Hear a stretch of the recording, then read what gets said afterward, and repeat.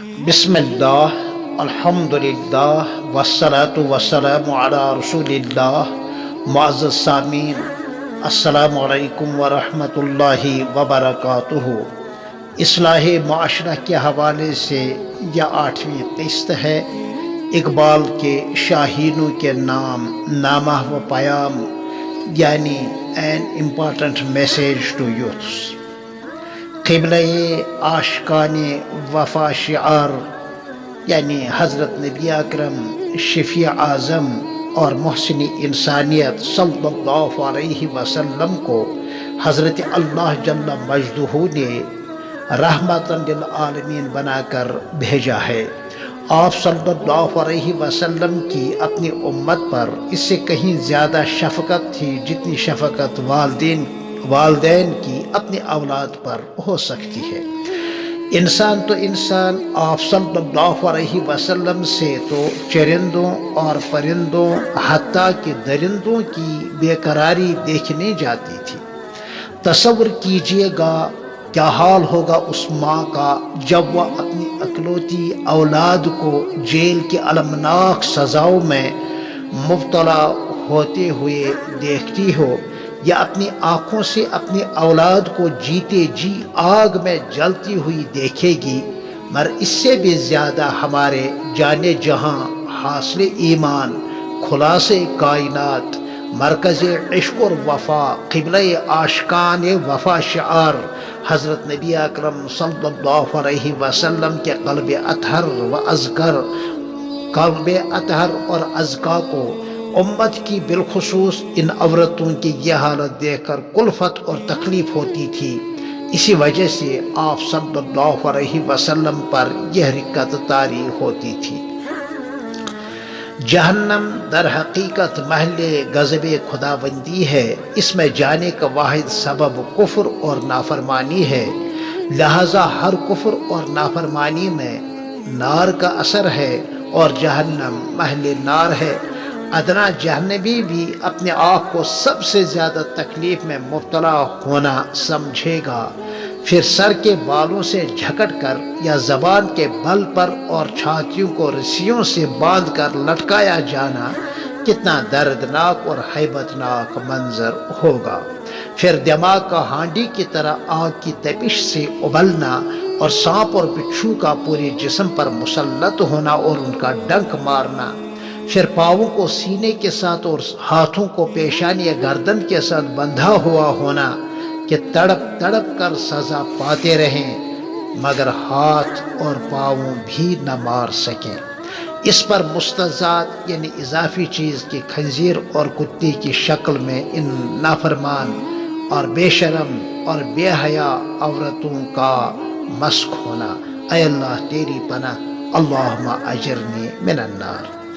اب ذرا ترتیب کے ساتھ ان سزاؤں کے بارے میں اور ان جرموں کے بارے میں سنیے۔ غیر محرم مردوں سے پردہ کرنا اور حسن اور جمال کے اعضاء کو چھپائے رکھنا یہ عورت پر لازم اور ضروری ہے، حتیٰ کہ نماز کی حالت میں سر کے بالوں کا اور پورے جسم کا پردہ میں ڈھکا ہوا ہونا فرض ہے۔ ہاں، ہاتھوں کا اور پاؤں کا اور چہرے کا نماز کی حالت میں چھپانا ضروری نہیں ہے۔ یہاں تک کہ اگر کسی عضو کا چوتھائی حصہ بھی رکوع اور سجدے کے بقدر کھل جائے تو نماز ہی فاسد ہوتی ہے، چاہے تاریک رات میں اور اندھیرے کمرے میں تنہا نماز پڑھ رہی ہو۔ دراصل عورتوں کی بے پردگی ہی تمام فحش کاموں کے دروازوں کے کھلنے کا باعث ہے۔ بھوکے اور پیاسے کی نظر جب کھانے پینے کی چیزوں پر پڑے گی تو اس کا دل تو للچائے گا، لیکن اگر وہ کھانے پینے کی چیزیں چھپی ہوئی ہوں اور ان پر پردہ پڑا ہوا ہو تو نظر نہیں پڑے گی اور نہ دل للچائے گا۔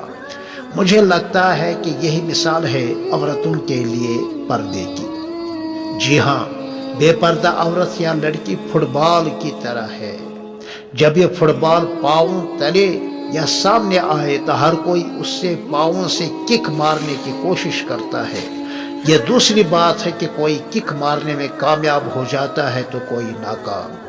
الغرض امت کی بیٹیاں، بہنیں اور مائیں اگر پردے کا اہتمام کریں گی تو کافی حد تک معاشرے کی اصلاح ہوگی اور آخرت کی اس دردناک سزا سے اپنے آپ کو وہ بچا پائیں گی۔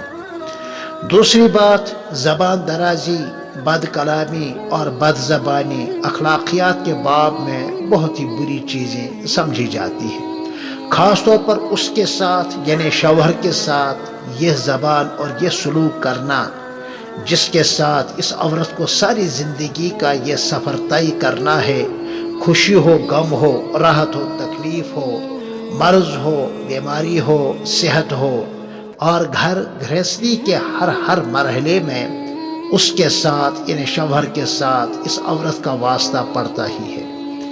یہ بیچارہ یعنی شوہر تلاش معاش کے لیے اندھیرے منہ گھر سے نکلتا ہے اور رات گئے بیچارہ گھر واپس آتا ہے۔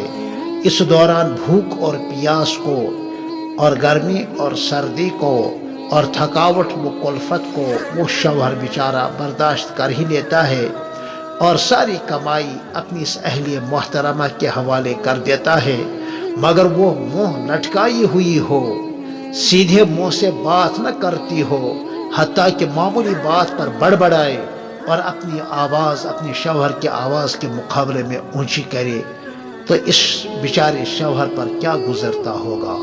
مگر وہ بیچارہ شریف شوہر اس تلخ گھونٹ کو مصنوعی مسکراہٹ کے ساتھ بہرحال پی ہی جاتا ہے۔ تو ایسی عورتوں کے لیے اگر ایسی سخت سزا نہ ہو پھر کیا ہو؟